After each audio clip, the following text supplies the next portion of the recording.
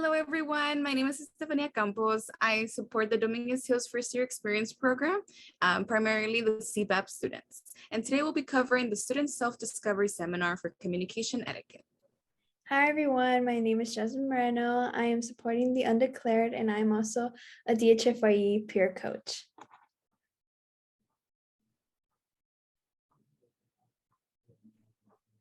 So to start off things, we will be covering today's agenda and what is communication etiquette. Why are building relationships important? How can we build these relationships, right? Who can we build these relationships with? Where can we network? And what are some topics we can cover with these professionals, as well as opening lines of communication? And what if a professor or other professionals don't respond well? How do we react? And then lastly, how can we do this together? We'll begin with what is communication etiquette. It refers to accepted ways of communicating with others in the workplace. This includes behavior and strategies that can help you relay info clearly while maintaining positive relationships with your supervisors and colleagues. It's very important to always keep that professional relationship, whether you're at work, school, or anywhere, honestly, because people are always watching you and they could open an opportunity for you. So having that professional communication is very key to anywhere that you're at. And then the importance of communication etiquette. Proper communication can ensure that others interpret your message clearly. This can lead to stronger workplace relationships and positive interactions. People will see you as an effective communicator and will also show that you have leadership qualities. So when you're maintaining that positive communication etiquette, you're always passing down the message clearly, which is really important because we can always misinterpret things. But when we're always communicating effectively, it can help us in a very positive way. So why are building these professional relationships important, right? So firstly, to exchange ideas with your peers, having those thoughtful partnerships, expanding your network, providing support to the student experience, helping you finding your jobs and internships. And lastly, and most importantly, those letters of recommendation that will take you very far in your career.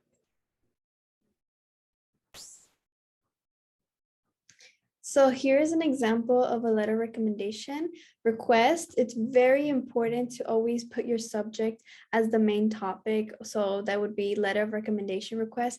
You're letting the person know what you want to talk about or what you're asking for. So always keep in mind to have your grammar proper and correct.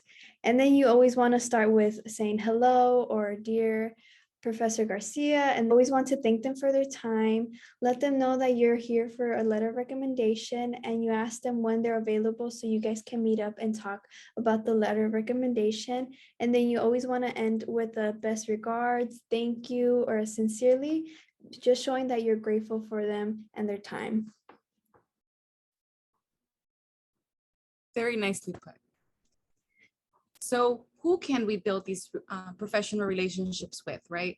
So these individuals can be all types, right? But these are a few that you can pinpoint, especially right now in your experience here as Dominguez Hills. So for your professors, you see these folks, once or twice a week. They get to know you right through the course of a semester or even a year timeline. So definitely these are people that you can build relationships with, as well as advisors. They advise you through your, maybe even your 4 years here at Dominguez Hills, so they could definitely know how you conversate, how you deal with challenges and stuff like that, right? Administrative staff, as well as support service staff. You see these folks around campus. You can also build these relationships with them. Peers and classmates. These are the people that you see every day mostly. These could also be like your coworkers and supervisors that you also see on a daily basis, as well as your peer coach. We are here to help you as well. And we will be more than happy to share our input, right? Through your experience here at Dominguez Hills. How have you been, our mentee, through the course of your first year at Dominguez Hills as well?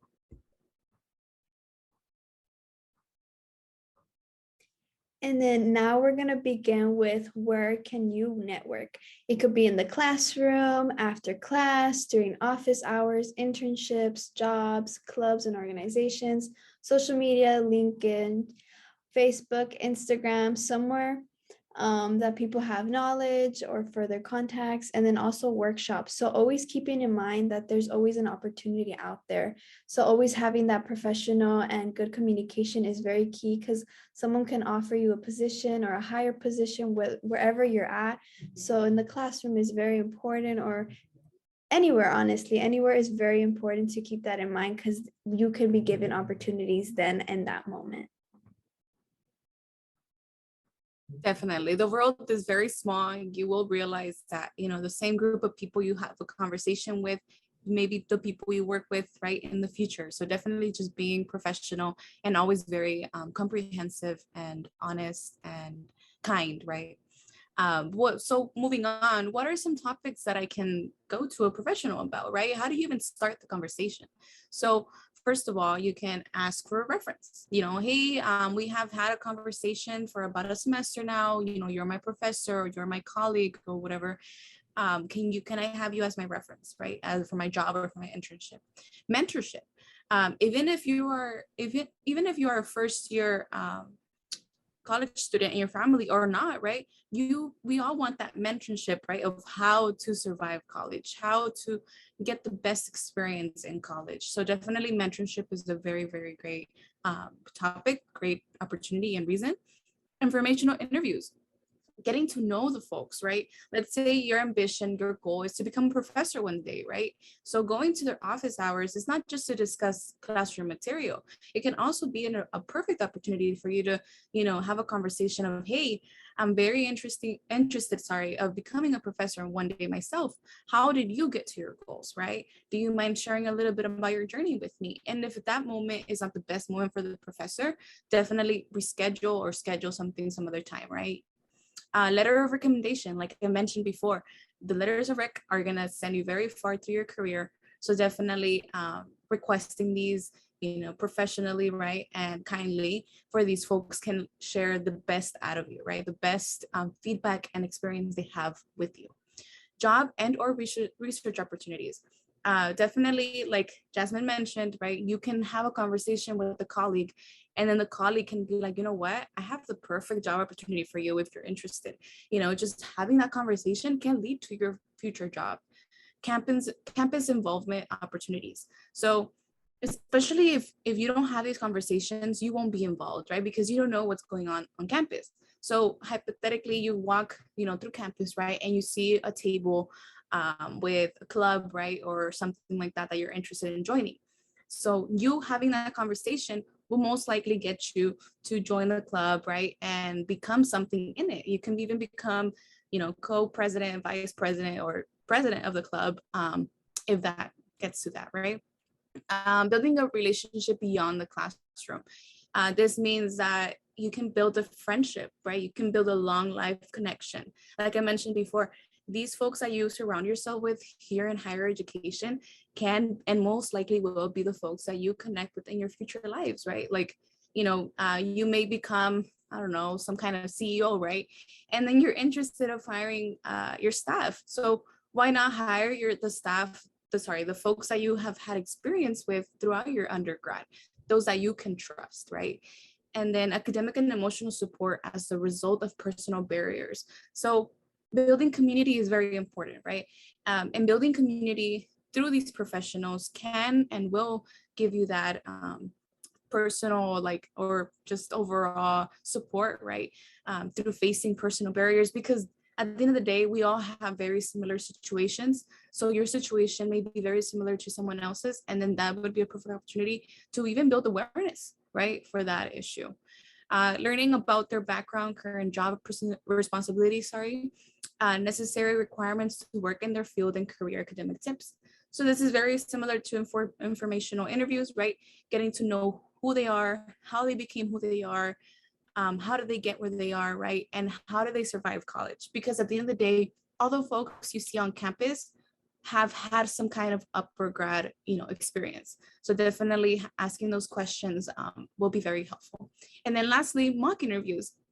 mock interviews are a great way for you to practice being interviewed before an official position. So let's say I, talk to Jasmine and I'm like, hey, Jasmine, do you mind doing a mock interview with me? I am going to be interviewed next week for this position, but I'm very nervous. I don't know, like, if I'll stutter, I don't know if what to say, right? So definitely taking that time to practice will make you more safe, like safely felt, and will make you more confident.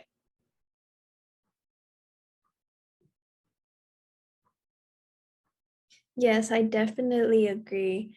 So now we'll begin with opening the lines of communication.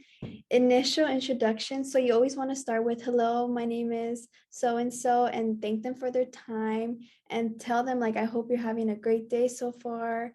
And then you could go on with your email or in person. You always want to have those good starters, whether it's giving them a hello or thank you for their time, scheduling a meeting with them. You can always go shoot an email and let them know, when are you available, or when can we talk about this, or can you advise me on this, or can you let me know what is coming up in like workshops or a job opportunity or anything. And then prepare your questions. It's very important before you join like a meeting or um, a conversation with anyone. Honestly, it's very important to prepare those questions so you can have them at hand and you don't seem like you're not ready, but you are ready with those questions. And then practice social etiquette. You always want to have nice behavior. You always want to come off as a very sweet person. So then people will see that you're actually interested and you are professional with your job or anything that you're doing in school, with your families. It just shows your character and who you are. Yes. All right. So what if a professor or other professionals don't respond well, right? There may be some circumstances, even if this may not be very like something we see every day. It may occur and we have to prepare for everything, right? So this experience, firstly, can be very common, disappointing, hurtful, or even confusing, right? The steps you can take after this occurs, right? Thank them for their time. You know what? Okay, fine. Like, unfortunately, you can't provide me the support, but I still thank you for your time and consideration. Get another trusted professional's feedback, right? If you have someone in mind, you must have someone else in mind as well that you can reach out to give you what you requested. If it was a letter of rec, if it was feedback, whatever it was. For example, reaching out to counselors, professors, administrators, parents, and or siblings, right? And then lastly, self-care. So definitely, it may have been an emotional toll of, having that negative or that fallback of, hey, I can't support you, right? So definitely just being mindful, just sharing with the loved one, right, of what occurred. If it's something you want to share with another person to vent, right? Exercise, take some deep breaths, right? Just to kind of reset and then get going, right? We are kind of like on a hamster wheel, right? We're always on the run. And, you have to take a break once in a while, right? And then go back on that hamster wheel just to go all over again. And how can we do this together? By supporting each other. We are a team, and we always have to remember that it's very important to rely on each other and give each other feedback, help each other, give other people advice, guidance. And just keep in mind that people are there to support you because we are a team, and that's when we work best with each other. I love that. Thank you. And then lastly, just a little small note. Even though it may be intimidating, because it has been, I'm pretty sure for myself and for many folks around me, to reach out, right, and to have these conversations with these professionals. Try to remember that these folks all started somewhere. We may not have the same experience, but we do have similar stories, right? Like I mentioned, we all started an undergrad, right? Even if we may have transferred from a community college, even though we took a different route, we all had to start somewhere. And these folks have to empathize or sympathize with you and your situation, and will most likely help you. So definitely just reach out. You don't lose anything, right? Just reaching out and requesting the support. But yeah, thank you all for joining us today. We greatly appreciate it. If there's anything else you'd like to share, Jasmine, I think we are done for today. I just want to say good luck with everything and thank you for watching this video. Bye.